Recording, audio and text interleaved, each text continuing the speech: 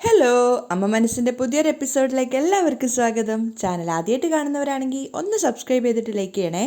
അങ്ങനെ വാസു വേഗം തന്നെ ജ്യോതിയെ വിളിച്ചിട്ട് കാര്യങ്ങളൊക്കെ പറഞ്ഞു കൊടുക്കുകയാണ്. ഷെയ്ന് കാണാതെ പോയ കാര്യം ജാനകിക്ക് മനസ്സിലായിട്ടുണ്ട്. പക്ഷേ എന്തോ ഭാഗ്യം കൊണ്ട് പുതുതായിട്ടൊരു വേലക്കാരി വന്നിട്ടുണ്ടായിരുന്നു. അതുകൊണ്ട് ഞാൻ കുറ്റങ്ങളൊക്കെ അവളുടെ തലയിൽ വെച്ച് ചാർത്തിയിരിക്കുകയാണ്. ഇനി എന്തായാലും ദൈവത്തിൻ്റെ കയ്യിലാണ് ബാക്കി കാര്യങ്ങളൊക്കെ. ശരി, ഞാൻ നിന്നെ പിന്നെ വിളിക്കാം എന്ന് പറഞ്ഞിട്ട് വാസു തിരിഞ്ഞതും തൊട്ട് പിന്നിലായിട്ട് ചന്ദ്രിക ഉണ്ടായിരുന്നു. താൻ സംസാരിച്ചതൊക്കെ ചന്ദ്രിക കേട്ടിരിക്കുമോ എന്നുള്ള ഭയത്തിലാണ് വാസു നിൽക്കുന്നത്. അതുപോലെ തന്നെ ചന്ദ്രിക ചിരിച്ചുകൊണ്ട് ചോദിക്കുന്നുണ്ട്, ഫോണിൽ ആരാ? ജ്യോതിയായിരുന്നോ?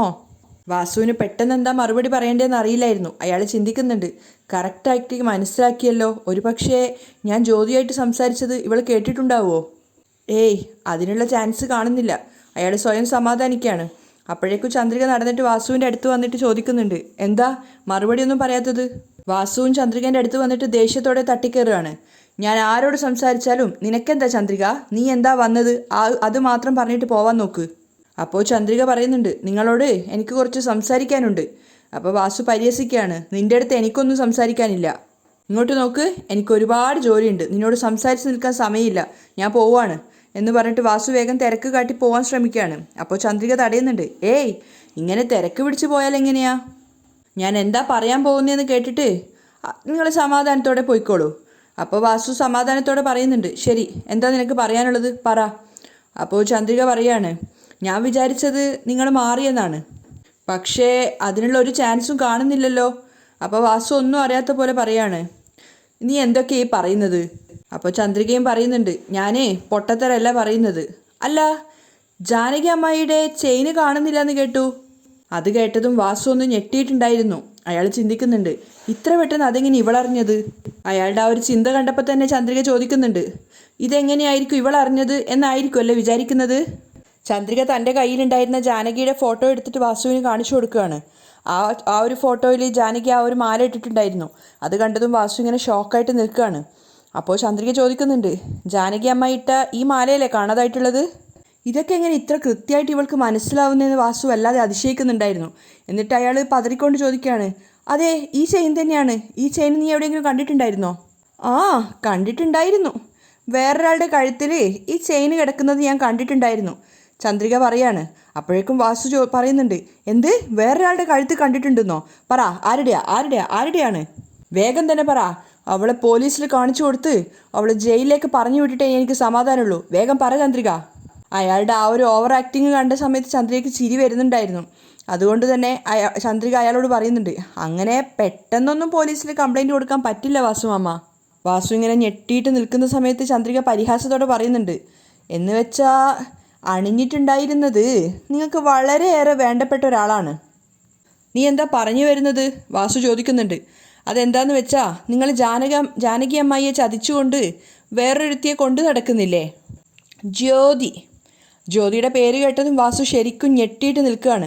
അപ്പോൾ ചന്ദ്രിക പറയുന്നുണ്ട്, ആ ജ്യോതി ഈ മാല അവളുടെ കഴുത്തിലണിഞ്ഞത് ഞാൻ എൻ്റെ കണ്ണുകൊണ്ട് കണ്ടിട്ടുണ്ട്. വാസു ഇങ്ങനെ എന്താ പറയേണ്ടതെന്ന് അറിയാതെ ചന്ദ്രിക അഭിമുഖീകരിക്കാനാവാതെ നിൽക്കുകയാണ്. അപ്പോൾ ചന്ദ്രിക ചോദിക്കുന്നുണ്ട്, ഇനി പറ, പോലീസിൽ കംപ്ലൈൻറ്റ് കൊടുക്കണോ? അപ്പോൾ വാസു ചിന്തിക്കുന്നുണ്ട്, ജ്യോതി ആ മാല അണിഞ്ഞത് ഇവിടെ എവിടെ വെച്ചോ കണ്ടിട്ടുണ്ടെന്നാണ് തോന്നുന്നത്. അയാൾ പെട്ടെന്ന് തന്നെ ചന്ദ്രികയ്ക്ക് നേരെ തിരിഞ്ഞുകൊണ്ട് പറയാണ്, ഇങ്ങോട്ട് നോക്ക്, ഇതുപോലുള്ള ചെയിന് ലോകത്തിൽ ഒരേ എണ്ണം മാത്രമേ ഉണ്ടാവുള്ളൂ. ഇതേപോലൊരു 100 ചെയിനെങ്കിലും ഉണ്ടാവില്ലേ? ജ്യോതി അണിഞ്ഞിരിക്കുന്ന ആ ചെയിന് തന്നെയാണ് ഈ ചെയിനെന്ന് നിനക്കെങ്ങനെ പറയാൻ പറ്റും? ചന്ദ്രിക മറുപടിയൊന്നും പറയാതെ വാസുവിനെ തന്നെ നോക്കി നിൽക്കുകയാണ്. അയാളുടെ ആ ഒരു പതർച്ചയൊക്കെ അവൾക്ക് വേഗം മനസ്സിലാവുന്നുണ്ടായിരുന്നു. അപ്പോൾ വാസു പറയുന്നുണ്ട്, നോക്ക്, നീ ഇങ്ങനെ ഓരോ വിഡ്ഢിത്തം വിളിച്ചു പറയുന്നതിനൊക്കെ മറുപടി പറയലല്ല എൻ്റെ പണി. അപ്പോൾ ചന്ദ്രിക പറയുന്നുണ്ട്, ഞാനേ ഈ ഒരു ചെയിന് മാത്രമല്ല കണ്ടത്, നിങ്ങൾ ആ ജ്യോതിക്ക് ഒരട്ടി പണം കൊടുത്തിട്ടുണ്ടായിരുന്നില്ലേ, അതും ഞാൻ കണ്ടിട്ടുണ്ടായിരുന്നു. അതുകൂടെ കേട്ടതോടെ വാസു ശരിക്കും ഞെട്ടിയിട്ട് നിൽക്കുകയാണ്. അപ്പോൾ ചന്ദ്രിക അയാളോട് ചോദിക്കുന്നുണ്ട്, നിങ്ങൾ എന്തിനാ ജ്യോതിക്ക് പണം കൊടുത്തത്? പണം കൊടുത്തതുപോലെ തന്നെ എന്തുകൊണ്ടായിരിക്കും നിങ്ങൾ ജാനകി അമ്മായിയുടെ ചെയിൻ എടുത്തു കൊണ്ടുപോയി ജ്യോതിക്ക് കൊടുക്കാനുള്ള ചാൻസ് ഇല്ലേ? ചന്ദ്രികയുടെ ആ ഒരു സംസാരം കേട്ട സമയത്ത് തന്നെ വാസു ആകെ ഞെട്ടിയിട്ടാണ് നിൽക്കുന്നത്. എന്നിട്ടും അയാൾ വീണ്ടും ചന്ദ്രികയോട് പറയുന്നുണ്ട്, ഇങ്ങോട്ട് നോക്ക് ചന്ദ്രിക, ജാനകിയുടെ ചെയിൻ എടുത്തു കൊണ്ടുപോയിട്ട് ഞാൻ ജ്യോതിക്ക് കൊടുത്തിട്ടേയില്ല. നോക്ക്, ഇതൊക്കെ നിന്നെ ബാധിക്കാത്ത വിഷയമാണ്. വെറുതെ ഒരു കാര്യമില്ലാതെയാണ് നീ ഇതിലൊക്കെ തലയിടുന്നത്. ഇങ്ങോട്ട് നോക്ക്, ഈ വിഷയത്തിൽ അനാവശ്യമായിട്ട് നീ തലയിടേണ്ട കാര്യമില്ല, അതായിരിക്കും നിനക്ക് നല്ലത്. ചന്ദ്രിക ക്ഷമയോടെ വാസു പറയുന്നത് കേട്ട് നിൽക്കുന്നുണ്ട്. അവസാനം അവൾ പറയാണ്, നിങ്ങൾ തന്നെയാണ് ഈ ചെയിൻ എടുത്തു കൊണ്ടുപോയി ജ്യോതിക്ക് കൊടുത്തതെന്ന് എനിക്ക് നന്നായിട്ട് അറിയാം. ദയവ് ചെയ്ത് ആ ചെയിന് ജ്യോതിയുടെ കയ്യിൽ നിന്ന് വാങ്ങിച്ചിട്ട് ജാനകി അമ്മായിക്ക് തിരിച്ചു കൊടുത്തേക്ക്. അതാണ് നിങ്ങൾക്ക് നല്ലത്. അപ്പോൾ വാസുവും വിട്ടുകൊടുക്കുന്നില്ല. ഇങ്ങോട്ട് നോക്ക്, ഈ തരത്തിലുള്ള ഭീഷണിയൊക്കെ എൻ്റെ അടുത്ത് വേണ്ട. അങ്ങനെയാണെങ്കിൽ പിന്നെ നടക്കുന്നത് തന്നെ വേറെ ആയിരിക്കും. ഓ അങ്ങനെയാണോ? എങ്കിൽ പിന്നെ എന്താ നടക്കുന്നതെന്ന് നമുക്കൊന്ന് കാണാം. നിങ്ങളെടുത്തിട്ട് ജ്യോതിക്ക് ആ ചെയിന് കൊണ്ടുപോയി കൊടുത്തതും പോരാതെ കറുപ്പക ചേച്ചിയുടെ മേലെ ആ കള്ളത്തരം ആരോപിക്കാനും ശ്രമിക്കുകയാണല്ലേ? ആ പാവത്തിനെ പോലീസിനെ കൊണ്ട് പിടിപ്പിക്കുന്നു ഭീഷണിപ്പെടുത്തുകയും ചെയ്യുക അല്ലേ? അവരൊരു പാവപ്പെട്ടൊരു സ്ത്രീയാണല്ലോ. ആ പാവത്തിന് ചോദിക്കാനും പറയാനും ആരും ഇല്ലെന്നാണോ കരുതിയത്? അത് കേട്ട സമയത്ത് വാസു പൊട്ടിച്ചിരിക്കുകയാണ് പരിഹാസത്തോടെ. എന്നിട്ട് ചന്ദ്രികയോട് കളിയാക്കിക്കൊണ്ട് പറയുന്നുണ്ട്, ഓ ഒരു വേലക്കാരിക്ക് മറ്റൊരു വേലക്കാരിയുടെ സപ്പോർട്ടാണോ? അത് കേട്ട സമയത്ത് ചന്ദ്രികയും തിരിച്ചതുപോലെ തന്നെയാണ് പ്രതികരിക്കുന്നത്. ശരി, ഞാൻ വേലക്കാരിയായിട്ട് തന്നെ നിന്നോളാം. പക്ഷേ ഈ ഒരു കാര്യം ഞാൻ വെറുതെ വിടുന്ന് നിങ്ങൾ വിചാരിക്കണ്ട. വാസുവും അതുപോലെ തന്നെയാണ് ചന്ദ്രികയെ ഭീഷണിപ്പെടുത്തുന്നത്. നിന്നെക്കൊണ്ട് എന്ത് ചെയ്യാൻ പറ്റുമെന്ന് വെച്ചാ നീ ചെയ്തോ. ആ ചെയിന് ഞാൻ എടുത്തിട്ടില്ല. അപ്പോൾ ചന്ദ്രിക അയാളെ വെല്ലുവിളിക്കുന്നുണ്ട്. നിങ്ങൾ തന്നെയാണ് ജാനകി അമ്മായിയുടെ ചെയിൻ എടുത്തു കൊണ്ടുപോയി ജ്യോതിക്ക് കൊടുത്തതെന്ന് എത്രയും പെട്ടെന്ന് തെളിവ് സഹിതം ഞാൻ എല്ലാവർക്കും മുന്നിൽ തെളിയിക്കും. നിന്നെക്കൊണ്ട് പറ്റുമെങ്കിൽ നീ തെളിയിക്ക്. വാസുവും വിട്ടുകൊടുക്കുന്നില്ല. ആ ചെയിന് ഞാൻ എടുത്തിട്ടുണ്ടെങ്കിൽ ഞാനെന്തിനു പേടിക്കണം? അയാൾ അഹങ്കാരത്തോടെ തന്നെയാണ് അവിടുന്ന് പോകുന്നത്. അപ്പോൾ ചന്ദ്രികയ്ക്ക് ചെറിയൊരു സംശയം തോന്നുന്നുണ്ടായിരുന്നു. വാസുമാമൻ ആ ചെയിൻ എടുത്തിട്ടില്ലെന്ന് ഇത്രയും ഉറപ്പോടെ പറയുന്നത് എന്തായിരിക്കും? ഇനിയൊരു പക്ഷേ ജ്യോതി അണിഞ്ഞിട്ടുള്ളത് മറ്റേതെങ്കിലും ചെയിൻ ആയിരിക്കുമോ? ജ്യോതിയുടെ കയ്യിൽ നിന്ന് ആ ചെയിൻ എടുത്തുകൊണ്ടുവന്ന് ജാനകി അമ്മായിക്ക് കാണിച്ചു കൊടുക്കണം. അപ്പോൾ മാത്രമേ ഇത് ആ ചെയിൻ തന്നെയാണോ അതോ വേറെ ഏതെങ്കിലും ആണോ എന്ന് മനസ്സിലാവുള്ളൂ. അതുവരെയും ഞാൻ ആരെയും വിശ്വസിക്കുന്നില്ല. ചന്ദ്രിക ഒരു ഉറച്ച തീരുമാനം എടുക്കുകയാണ്. വാസു നേരെ പോയത് ടെറസിലേക്കായിരുന്നു. അയാൾ സ്വയം ചിന്തിക്കുന്നുണ്ട്. ക്ഷേത്രത്തിൽ വെച്ചിട്ട് ജ്യോതിയുടെ കഴുത്തിൽ അണിഞ്ഞിട്ടുണ്ടായിരുന്ന ചെയിന് ചന്ദ്രിക കണ്ടിട്ടുണ്ട്. എന്തായാലും ചന്ദ്രിക ജ്യോതിയെ തിരഞ്ഞു പോകാനുള്ള ചാൻസ് ഉണ്ട്. അതിനു മുന്നേ ഞാൻ ജ്യോതിയെ വിളിച്ച് ഒന്ന് അലേർട്ട് ചെയ്യുന്നത് നല്ലതാണ്. അയാൾ ഫോൺ എടുത്ത് വേഗം തന്നെ ജ്യോതിയെ വിളിക്കുകയാണ്. ജ്യോതി ഫോൺ എടുത്തപ്പോൾ വാസു ചോദിക്കുന്നുണ്ട്, വീട്ടിൽ തന്നെയാണോ ഉള്ളതെന്ന്. അതെ, ഞാൻ വീട്ടിലുണ്ട്. കഴിഞ്ഞ ആഴ്ച നമ്മൾ രണ്ടുപേരും ക്ഷേത്രത്തിൽ വെച്ച് കണ്ടിരുന്നില്ലേ? കണ്ടിരുന്നു. ആ സമയത്ത് നിന്റെ കഴുത്തിൽ അണിഞ്ഞിട്ടുണ്ടായിരുന്ന ജാനകിയുടെ ചെയിന് ചന്ദ്രിക കണ്ടിട്ടുണ്ടായിരുന്നു. വാസു ജ്യോതിക്ക് മുന്നറിയിപ്പ് കൊടുക്കുകയാണ്. അത് കേട്ടതും ജ്യോതി ശരിക്കും ഞെട്ടിയിട്ടുണ്ടായിരുന്നു. ഇപ്പോൾ ആ ചെയിന് കാണുന്നില്ല എന്ന് പറഞ്ഞിട്ട് ജാനകി തപ്പുന്ന സമയത്ത് ആ ചെയിന് വേലക്കാരിയാണ് എടുത്തു മാറ്റിയതെന്ന് പറഞ്ഞിട്ട് ഞാൻ അവളുടെ മേൽ കുറ്റം ചാർത്തി വന്നതായിരുന്നു. പക്ഷേ ആ ചെയിന് വേലക്കാരി എടുത്തിട്ടില്ല, അത് ജ്യോതിയുടെ കഴുത്തിൽ കണ്ടിട്ടുണ്ടായിരുന്നു എന്ന് ചന്ദ്രിക വാശി പിടിച്ച് എന്നോട് പറഞ്ഞുകൊണ്ടിരിക്കുകയാണ്. മര്യാദയ്ക്ക് ആ ചെയിന് കൊണ്ടുവന്ന് ജാനകി അമ്മായിക്ക് തിരിച്ചു കൊടുത്തേക്കണമെന്ന് അവൾ എന്നെ ഭീഷണിപ്പെടുത്തിയിരിക്കുകയാണ് ജ്യോതിക്ക് കേട്ടത് വിശ്വസിക്കാനാവുന്നുണ്ടായിരുന്നില്ല. അവൾ വാസുവിനോട് ചോദിക്കുന്നുണ്ട്, എന്തൊക്കെയാ ഏട്ടൻ ഈ പറയുന്നത്? ചന്ദ്രിക ഏട്ടനെ വരട്ടിയെന്നോ? അതേ ജ്യോതി, ഞാൻ പറയുന്നത് സത്യമാണ്. അതുകൊണ്ട് തന്നെ ഒരുപക്ഷെ ചന്ദ്രിക ആ ചെയിനിൻ്റെ പേരും പറഞ്ഞ് നിന്നെ കാണാൻ വരാനുള്ള ചാൻസ് വരെയുണ്ട്. എന്തായാലും നീ ശ്രദ്ധയോടെ നിൽക്കണം. ശരി.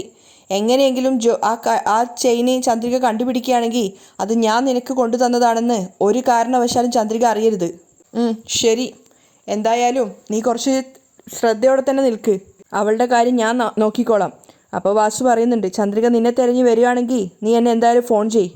വാസു കോള് കട്ടിയതിന് ശേഷം ജ്യോതി ആകെ ടെൻഷനിലാണ്.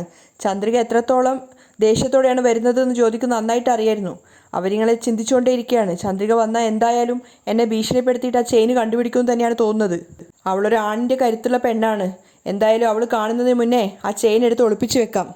ജ്യോതി വേഗം തന്നെ അലമാര തുറന്നിട്ട് അതിൽ നിന്ന് ആ ഒരു ബോക്സ് എടുത്തിട്ട് ആ ചെയിൻ എടുത്ത് മാറ്റുകയാണ്. എന്നിട്ട് ബോക്സ് മാത്രം അവിടെ വെക്കുകയാണ് ചന്ദ്രികയെ പറ്റിക്കാൻ വേണ്ടിയിട്ട്. എന്നിട്ട് ചെയിൻ എവിടെ വെക്കുമെന്ന് ഇങ്ങനെ ആലോചിച്ചുകൊണ്ടിരിക്കുന്നുണ്ട്. അവസാനം ബെഡിനടിയിലായിട്ടാണ് അത് മാറ്റി വെക്കുന്നത്. കൃത്യം ജ്യോതി ആ ചെയിന് മാറ്റി വെച്ചതിന് ശേഷം തന്നെ ചന്ദ്രിക അവിടെ എത്തിയിട്ടുണ്ടായിരുന്നു. ചന്ദ്രിക വന്ന് വാതിലിന് തട്ടുന്ന ശബ്ദം കേട്ടപ്പോൾ തന്നെ ജ്യോതിക്ക് ഏറെക്കുറെ ഉറപ്പായിരുന്നു ചന്ദ്രിക ആയിരിക്കുന്നു. വാതിൽ തുറന്നപ്പം പ്രതീക്ഷിച്ചത് പോലെ തന്നെ ചന്ദ്രികയാണ്. പക്ഷേ ചന്ദ്രികയുടെ അടുത്ത് ഭയത്തോടെ അല്ലാതെയാണ് ജ്യോതി പെരുമാറുന്നത്. ചന്ദ്രിക ചോദിക്കുന്നുണ്ട്, എന്തിനാ ഇങ്ങോട്ടേക്ക് വന്നിരിക്കുന്നത്? അപ്പോൾ ചിരിച്ചുകൊണ്ട് ചന്ദ്രികയും പറയാണ്, നിന്നെ കാണാൻ വേണ്ടി വന്നതാ. ഏയ്, ഇങ്ങനെ കളിയാക്കുന്ന കാര്യങ്ങളൊക്കെ എൻ്റെ അടുത്ത് വേണ്ട. മര്യാദയ്ക്ക് ഇവിടുന്ന് പോവാൻ നോക്ക്. ജ്യോതി ചന്ദ്രികയോട് പറഞ്ഞപ്പോൾ ചന്ദ്രിക കൂളായിട്ട് പറയുന്നുണ്ട്, ഞാൻ ചോദിക്കുന്ന സാധനം എനിക്ക് തന്നാ ഞാൻ മര്യാദയോടെ ഇവിടുന്ന് പൊയ്ക്കോളാം. തന്നിട്ടില്ലെങ്കിലാണ് നിനക്ക് പ്രശ്നം വരാൻ പോകുന്നത്. അപ്പോൾ ജ്യോതി ചോദിക്കുന്നുണ്ട്, എന്താ വേണ്ടത്? അതായത് വാസുദേവൻ സാർ നിനക്ക് വളരെയേറെ പ്രിയത്തോടെ തന്ന ആ ഒരു താമരപ്പൂവിൻ്റെ ഡോളർ വെച്ചിട്ടുള്ള ചെയിനില്ലേ, അതെനിക്ക് വേണം. അത് കേട്ടതും ജ്യോതി ശരിക്കും ഞെട്ടിയിട്ടുണ്ടായിരുന്നു. ചന്ദ്രിക അതിന് തന്നെയാണ് വന്നതെന്ന് നമുക്ക് മനസ്സിലായി. എന്നിട്ടും ജ്യോതി പറയുന്നുണ്ട്, നീ പറഞ്ഞതുപോലുള്ള ഒരു ചെയിനും എനിക്കാരും കൊണ്ടു തന്നിട്ടില്ല. അപ്പോൾ വാസുദേവൻ സാറ് തന്ന ചെയിൻ നിൻ്റെ കയ്യിലില്ല അല്ലേ? നോക്ക്, വെറുതെ വന്നിട്ട് ഓരോ പ്രശ്നങ്ങൾ ഉണ്ടാക്കരുത്. അപ്പോൾ ചന്ദ്രിക പറയുന്നുണ്ട്, പ്രശ്നം ഉണ്ടാക്കുന്നത് ഞാനല്ല, നീയാ. ജാനകി അമ്മായി ആ ചെയിൻ കാണാനായിട്ട് അവിടെ കരഞ്ഞുകൊണ്ടിരിക്കുകയാണ്. നീയാണെങ്കിൽ ആ ചെയിൻ എടുത്തിട്ട് ഒന്നും അറിയാത്തതുപോലെ ഇവിടുന്ന് നാടകം കളിക്കുകയാണോ?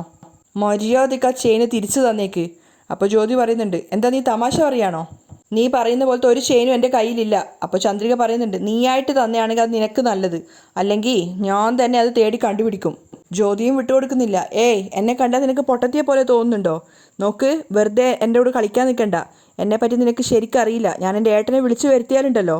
അപ്പോൾ ചന്ദ്രിക കളിയാക്കാണ്. ആഹാ, നിനക്കിനി ഏട്ടനും ഉണ്ടോ? നീ എന്നെ ഭീഷണിപ്പെടുത്തുന്ന പോരായിട്ടാണോ ഇനി നിൻ്റെ ഏട്ടൻ കൂടി? എങ്കിൽ പിന്നെ അയാളോടും കൂടെ വരാൻ പറ. ഇപ്പോൾ നിന്നെപ്പോലുള്ള വൃത്തികെട്ട സ്ത്രീകൾ പറയുന്നത് കേട്ടിട്ട് പാവപ്പെട്ട ആൾക്കാരൊന്നും പറയാൻ പറ്റാതെ കേട്ട് നിൽക്കും. പക്ഷെ ചന്ദ്രികയെ നീ ആ കൂട്ടത്തിൽ കൂട്ടണ്ട. ഞാനൊരു കാര്യം ചെയ്യണമെന്ന് വിചാരിച്ച് ഇറങ്ങി തിരിച്ചാ അത് ചെയ്തിട്ടേ അടങ്ങുള്ളൂ. ജ്യോതിക്കും ദേഷ്യം വന്നിട്ടുണ്ടായിരുന്നു. ജ്യോതി പറയുന്നുണ്ട്, നിന്നോടല്ലേ ഇവിടുന്ന് ഇറങ്ങി പോകാൻ പറഞ്ഞത്.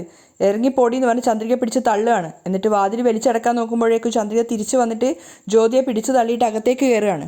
ചന്ദ്രിക നേരെ പോയിട്ട് ജ്യോതിയുടെ കയ്യിൽ പിടിച്ചു വെച്ചിട്ട് അവളോട് തട്ടിക്കയറുന്നുണ്ടായിരുന്നു. എന്താടി സംസാരിച്ചുകൊണ്ടിരിക്കുമ്പോൾ ദേഹത്ത് കൈവെക്കുന്നോ എന്ന് പറഞ്ഞിട്ട് ജ്യോതിയുടെ കവിളിൽ നോക്കി ഒന്ന് പൊട്ടിച്ചു കൊടുക്കുകയാണ്. കൊന്നുകൊളയും ഞാൻ നിന്നെ എന്ന് പറഞ്ഞ് ജ്യോതിയെ പിടിച്ച് സോഫയിലേക്ക് തള്ളുന്നുണ്ട്. ആ ചെയിൻ നിന്റെ കയ്യിലില്ലാന്ന് കേട്ടാ അപ്പം തന്നെ ഞാനങ്ങ് തിരിച്ചു പോകുമെന്ന് വിചാരിച്ചോ? ഞാൻ തന്നെ എടുത്തോളാം എന്ന് പറഞ്ഞ് അകത്തേക്ക് റൂമിലേക്ക് കയറുകയാണ്. ജ്യോതി പിന്നാലെ പോകുമ്പോഴേക്കും അലമാര തുറന്നിട്ട് ചന്ദ്രിക ഒക്കെ വാരി വലിച്ചിടുന്നുണ്ടായിരുന്നു. അപ്പോഴാണ് ബോക്സ് കാണുന്നത്. ബോക്സിനകത്ത് തുറന്നു നോക്കുന്ന സമയത്ത് ആ ഒരു ചെയിൻ ഉണ്ടായിരുന്നില്ല. അപ്പോൾ ചന്ദ്രിക പറയുന്നുണ്ട്, ഓ, എന്നെ പറ്റിക്കാൻ വേണ്ടിയിട്ട് ബോക്സ് ഇവിടെ വെച്ചതാണോ? അങ്ങനെയാണെങ്കിൽ ചെയിനും ഇവിടെ തന്നെ കാണും എന്ന് പറഞ്ഞിട്ട് പില്ലോക്കെ എടുത്ത് മാറ്റുകയാണ്. പക്ഷെ അവിടെയൊന്നും ചന്ദ്രികയ്ക്ക് അത് കാണാൻ പറ്റിയില്ല. ആ സമയത്താണ് ജ്യോതിയും വാസുവും കൂടെ ചേർന്ന് നിൽക്കുന്ന ഒരു ചിത്രം അവിടെ കാണുന്നത്. ഓ, ഞാൻ വരുന്നത് മനസ്സിലാക്കിയിട്ട് ഫോട്ടോ ഒളിച്ചു വെച്ചതായിരുന്നോ? പക്ഷേ ചന്ദ്രികയ്ക്ക് എത്ര തന്നെ തിരഞ്ഞിട്ടും ചെയിന് മാത്രം കണ്ടെത്താൻ പറ്റിയിട്ടുണ്ടായിരുന്നില്ല. അവസാനം ജ്യോതി ചോദിക്കുന്നുണ്ട്, ചെയിന് കിട്ടിയില്ലല്ലോ, എൻ്റെ അടുത്ത് ഇല്ലയെന്ന് മനസ്സിലായില്ലേന്ന്. അപ്പോൾ ചന്ദ്രിക പറയുന്നുണ്ട്, അങ്ങനെ രക്ഷപ്പെട്ടു നീ കരുതണ്ട. ഈ ഒരു ചിത്രം ഉണ്ടല്ലോ, അത് മാത്രമല്ല, നിന്നെ കൂട്ടിക്കൊണ്ടുപോയി ജാനകി അമ്മായിയുടെ മുന്നിൽ വെച്ചിട്ട് എല്ലാ സത്യങ്ങളും ഞാൻ വെട്ടി തുറന്നു പറയാം. അത് കേട്ടതും ജ്യോതി പേടിയോടെ ഞെട്ടിയിട്ട് നിൽക്കുകയാണ്. ചന്ദ്രിക അങ്ങനെ തന്നെ ചെയ്യുമെന്ന് ജ്യോതിക്ക് അറിയായിരുന്നു. അതുപോലെ തന്നെ ചന്ദ്രിക അവളുടെ കയ്യിൽ കടന്നു പിടിച്ചിട്ട് അവളെയും വലിച്ചുകൊണ്ട് പോവുകയാണ്. ജ്യോതി എത്ര തന്നെ ശ്രമിച്ചിട്ടും ചന്ദ്രികയുടെ കയ്യിൽ നിന്ന് രക്ഷപ്പെടാൻ സാധിക്കുന്നുണ്ടായിരുന്നില്ല. വീടിന് പുറത്തിറങ്ങിയ സമയത്ത് ജ്യോതി പറയുന്നുണ്ട്, എൻ്റെ വീട്ടിൽ വന്നിട്ട് എന്നെ തന്നെ തട്ടിക്കൊണ്ടു പോവുകയാണോ? പക്ഷേ അതൊന്നും മൈൻഡ് വെക്കാതെ ചന്ദ്രിക റോഡിൽ ഇറങ്ങിയിട്ട് ഒരു ഓട്ടോക്ക് കൈ കാണിച്ച് നിർത്തുകയാണ്. അങ്ങനെ രണ്ടുപേരും ഓട്ടോയിൽ കയറുന്നുണ്ട്. ജ്യോതി രക്ഷപ്പെടാൻ വേണ്ടിയിട്ട് ഒരുപാട് ശ്രമിക്കുന്നുണ്ടായിരുന്നു. പക്ഷേ അവൾക്ക് ചന്ദ്രികയുടെ കയ്യിൽ നിന്ന് രക്ഷപ്പെടാൻ സാധിക്കില്ല എന്ന് മനസ്സിലായി. ആ സമയത്താണ് ചന്ദ്രിക ആ ഫോട്ടോ അവളുടെ മടിയിലാണ് വെച്ചിരിക്കുന്നതെന്ന് ജ്യോതി ശ്രദ്ധിച്ചത്. അതുകൊണ്ട് തന്നെ ചന്ദ്രിക പിടിച്ചിരിക്കുന്നത് ഇടത് കൈയാണല്ലോ. വലത് കൈ കൊണ്ട് ആ ഒരു ഫോട്ടോ എടുത്തിട്ട് വേഗം തന്നെ റോഡ് സൈഡിലുള്ളൊരു വെള്ളത്തിലേക്ക് ഇടുകയാണ്. ആ സമയത്ത് ചന്ദ്രിക ദേഷ്യത്തോടെ പറയുന്നുണ്ട്, ഇത്രയും വർഷമായിട്ട് നീയും വാസുദേവൻ സാറും ചേർന്നിട്ട് ജാനകി അമ്മയെ ചതിച്ചുകൊണ്ടിരിക്കുകയാണ്. ഇനി ഈ ഒരു കാര്യം നടക്കാൻ ഞാൻ അനുവദിക്കില്ല. ജ്യോതി ആകെ പേടിയോടെയാണ് നിൽക്കുന്നത്. ആ ഫോട്ടോ എടുത്തിട്ട് വലിച്ചെറിഞ്ഞതിൻ്റെ ദേഷ്യം കൂടി ചന്ദ്രിക അവളുടെ കവളത്ത് തല്ലിയിട്ട് തീർക്കുന്നുണ്ടായിരുന്നു. എന്നിട്ട് ചോദിക്കുന്നുണ്ട്, എന്തിനാണ് ആ ഫോട്ടോ വലിച്ചെറിഞ്ഞത്? ഇനി നീ എന്ത് വെച്ചിട്ട് എനിക്കും വാസുവിനും ബന്ധമുണ്ടെന്ന് മറ്റുള്ളവരുടെ മുന്നിൽ കാണിക്കും? ജ്യോതി വെല്ലുവിളിക്കുകയാണ്. അപ്പോൾ ചന്ദ്രിക ചോദിക്കുന്നുണ്ട്, ആ ഫോട്ടോ നീ കളഞ്ഞു എന്ന് വെച്ചിട്ട് നിങ്ങൾ തമ്മിലുള്ള ബന്ധമൊക്കെ ഇല്ലാണ്ടായി പോകുന്നതാണോ? ഇന്ന് നിങ്ങളുടെ രണ്ടുപേരുടെയും കള്ളത്തരം ഞാൻ എല്ലാവർക്കും മുന്നിലും തെളിയിക്കും. ഇന്ന് ജാനകി അമ്മായിയുടെ മുന്നിൽ വെച്ചിട്ട് നിന്റെ മുഖം മൂടി ഞാൻ വലിച്ചു കീറും. ചന്ദ്രിക ബലത്തോടെ തന്നെ ജ്യോതിയുടെ കൈ മുറുകെ പിടിക്കുകയാണ്. ജ്യോതിക്ക് നന്നായിട്ട് വേദനിക്കുന്നുണ്ടായിരുന്നു. അവൾ ആ കൈ വിടുവിക്കാൻ ഒരുപാട് ശ്രമിച്ചെങ്കിലും അത് നടക്കുന്നുണ്ടായിരുന്നില്ല. ആ സമയത്ത് വീട്ടിലാണെങ്കിൽ മനോഹരം പോയിട്ട് കർപ്പകത്തിനെ കൂട്ടിക്കൊണ്ട് വന്നിട്ടുണ്ടായിരുന്നു. അവളുടെ കൈ പിടിച്ച് വലിച്ചിട്ടാണ് കൂട്ടിക്കൊണ്ടുവരുന്നത്. എല്ലാവർക്കും മുന്നിൽ വെച്ചിട്ട് കർപ്പകത്തിനെ കളിയാക്കിക്കൊണ്ട് മനോഹരം പറയുന്നുണ്ട്, ഇവളാണ് നിങ്ങളുടെ ചെയിൻ മോഷ്ടിച്ചു കൊണ്ടുപോയത്. ഇവളെ പുറത്തേക്ക് വിട്ടാൽ ഇവളെവിടേക്കും പോയി രക്ഷപ്പെടും. മര്യാദയ്ക്ക് പോലീസിനെ വിളിച്ചിട്ട് ഇവളെ പിടിച്ചു കൊടുത്താൽ മാത്രമേ ഇവൾ ചെയിൻ എവിടെ വെച്ചെന്ന് പറയുള്ളൂ. മേഘയും മുത്തശ്ശി ഉൾപ്പെടെ എല്ലാവരും അവിടെ ഉണ്ടായിരുന്നു. അപ്പോൾ കർപ്പക കരഞ്ഞുകൊണ്ട് പറയുന്നുണ്ട്, എന്തിനാ ചെയ്യാത്ത തെറ്റിങ്ങനെ എൻ്റെ പേര് പറഞ്ഞുകൊണ്ടേയിരിക്കുന്നത്? 10 രൂപയാണെങ്കിൽ പോലും അധ്വാനിച്ച് സമ്പാദിക്കണമെന്ന് വിചാരിക്കുന്ന ഒരാളാണ് ഞാൻ. അന്യൻ്റെ മുതൽ ആഗ്രഹിക്കുന്ന ഒരുത്തിയല്ല ഞാൻ. അപ്പോൾ ജാനകി പറയുന്നുണ്ട്, വായി പൂട്ട്, നിൻ്റെ അഹങ്കാരം ഞങ്ങൾക്ക് കേൾക്കണ്ട. നിനക്ക് 3 പെൺമക്കളാന്ന് പറഞ്ഞപ്പോൾ തന്നെ ഞാൻ സംശയിച്ചിട്ടുണ്ടായിരുന്നതാ നീ ഇങ്ങനെ എന്തെങ്കിലും ചെയ്യുന്നു. ഞാൻ സംശയിച്ചതുപോലെ തന്നെ ശരിയായി. അപ്പോൾ കർപ്പക കരഞ്ഞുകൊണ്ട് പറയുന്നുണ്ട്, മാഡം, എൻ്റെ മക്കളാണ് സത്യം, ഞാൻ മോഷ്ടിച്ചിട്ടില്ല. വാസു ഇടയിൽ കയറി പറയാണ്, എന്ത്, നിൻ്റെ മക്കളെ പിടിച്ച് സത്യം ചെയ്താൽ ഞങ്ങൾ നിന്നെ വെറുതെ വിടുന്നു വിചാരിച്ചോ? കർപ്പകത്തിൻ്റെ പേരിൽ തന്നെ ആ ഒരു കുറ്റം ചാർത്താൻ വേണ്ടിയിട്ടാണ് വാസു ശ്രമിച്ചുകൊണ്ടിരിക്കുന്നത്. പക്ഷേ ബാക്കി എല്ലാവരും വാസുവിനൊപ്പം തന്നെയാണ്. അപ്പോൾ കർപ്പകം പറയുന്നുണ്ട്, ഞാൻ ആ ചെയിൻ എടുത്തിട്ടുണ്ടോ ഇല്ലയോ എന്ന് ദൈവത്തിനറിയാം. ആരാണോ ആ ചെയിൻ എടുത്തത് അയാൾ നന്നായിരിക്കില്ല. കർപ്പകം കരഞ്ഞുകൊണ്ട് പറയുകയാണ്. അപ്പോൾ വാസു മനസ്സിൽ വിചാരിക്കുന്നുണ്ട്, ദൈവമേ ഇവളെന്തൊക്കെയാ ശപിക്കുന്നത്, ഇനി ഒരു പക്ഷേ ഇവൾ പറഞ്ഞതൊക്കെ ഫലിക്കുമോ. അതിനുശേഷം വാസു കരഞ്ഞുകൊണ്ടിരിക്കുന്ന കർപ്പകത്തിനോട് ചോദിക്കുകയാണ്, അല്ല ഇങ്ങോട്ട് നോക്ക്, എന്തിനാ നീ ഇങ്ങനെ ഇപ്പം ശപിച്ചുകൊണ്ടിരിക്കുന്നത്? നീ തന്നെയാണ് നിന്റെ കുടുംബത്തിൻ്റെ കഷ്ടപ്പാട് കൊണ്ട് ആ ചെയിൻ മോഷ്ടിച്ച് വിറ്റിട്ടുള്ളത്. ഞാനാണ് ആ ചെയിൻ എടുത്തതെന്ന് സത്യസന്ധമായിട്ട് പറഞ്ഞിട്ട് മാപ്പ് ചോദിക്കാൻ നോക്ക്. ആ ചെയിൻ വിറ്റിട്ട് കിട്ടിയ കാശിന് പകരമായിട്ട് ഇവിടെ ജോലി ചെയ്താൽ മതി, ഇല്ലെങ്കിൽ തീർച്ചയായിട്ടും നിന്നെ ജയിലിലേക്ക് തന്നെയാണ് പറഞ്ഞു വിടുക. അപ്പോൾ കർപ്പകം കരഞ്ഞുകൊണ്ട് പറയുന്നുണ്ട്, സാർ എൻ്റെ ഭർത്താവിന് സുഖയില്ലാത്ത ആളാണ്, അദ്ദേഹത്തിന് എപ്പോഴും ജോലി ചെയ്യാനൊന്നും സാധിക്കില്ല, അദ്ദേഹത്തിന് അതിനു മാത്രമുള്ള പൈസയും കിട്ടുന്നില്ല. നിങ്ങൾ എന്നെ ജയിലിലേക്ക് അയച്ചാൽ എൻ്റെ കുടുംബത്തിൻ്റെ അവസ്ഥ എന്താവും? ആരോ ചെയ്ത തെറ്റിന് ഞാൻ എന്തിനാ സാറേ ജീവിതകാലം മുഴുവൻ ശമ്പളം ഇല്ലാതെ ജോലി ചെയ്യുന്നത്? എന്നെക്കൊണ്ട് സാധിക്കില്ല സാർ. കരഞ്ഞുകൊണ്ടാണ് കർപ്പകം പറയുന്നത്. അപ്പോൾ മനോഹരൻ പറയുന്നുണ്ട്, കണ്ടില്ലേ അവൾ എത്ര അഹങ്കാരത്തോടെ സംസാരിക്കുന്നതെന്ന്. ഇവളെ ഒന്നും വെറുതെ വിടരുത്, പോലീസിനെ വിളിച്ചു വരുത്തി കൊടുത്തു കഴിഞ്ഞാൽ അവർ ചെയ്യേണ്ടതുപോലെ ചെയ്തോളും. മനോഹരൻ പറഞ്ഞതിനോട് എല്ലാവരും യോജിക്കുകയാണ്. അപ്പോൾ ജാനകി പറയുന്നുണ്ട്, ഇങ്ങോട്ട് നോക്ക്, നിന്നെ പോലീസിന് പിടിച്ചു കൊടുക്കണമെന്നൊന്നും എനിക്കൊരാഗ്രഹമില്ല, എനിക്കെൻ്റെ ചെയിന് തിരിച്ചു കിട്ടിയാൽ മതി, അത്രയേ ഉള്ളൂ. നീ അത് എടുത്തതാണെങ്കിൽ നീ അത് എവിടെ വിറ്റു, എന്തിനാ വിറ്റത് എന്നൊക്കെ ഒന്ന് സത്യസന്ധമായിട്ട് പറഞ്ഞാൽ മതി. അത് കേട്ടുകൊണ്ടാണ് സിദ്ധു അങ്ങോട്ടേക്ക് വരുന്നത്. കർപ്പകം കരഞ്ഞുകൊണ്ടേ ഇരിക്കുകയാണ്. അപ്പോൾ ജാനകി അവരോട് പറയുന്നുണ്ട്, അല്ലാത്ത പക്ഷം നിന്നെ പോലീസിൽ പിടിച്ചു കൊടുക്കല്ലാതെ ഞങ്ങൾക്ക് വേറെ വഴിയില്ല. എന്താ ചെയ്യേണ്ടത് നീ തന്നെ പറ. കർപ്പകം കരഞ്ഞോട് പറയാണ്, സത്യമായിട്ടും ഞാൻ ആ ചെയിൻ എടുത്തിട്ടില്ല മാഡം, എടുത്തിട്ട് വിറ്റിട്ടുണ്ടെങ്കിൽ മാത്രമല്ല എവിടെയാണ് വിറ്റതെന്ന് എനിക്ക് പറയാൻ പറ്റൂ. നിരപരാധിയായി എന്നെ വിട്ടിട്ട് യഥാർത്ഥ കള്ളരെ കണ്ടുപിടിക്കും മാഡം. അപ്പോൾ വാസു പറയുന്നുണ്ട്, കള്ളെന്ന് പറയുന്നുണ്ടല്ലോ, ആരുടെ പേരാ നീ പറഞ്ഞുകൊണ്ടിരിക്കുന്നത്?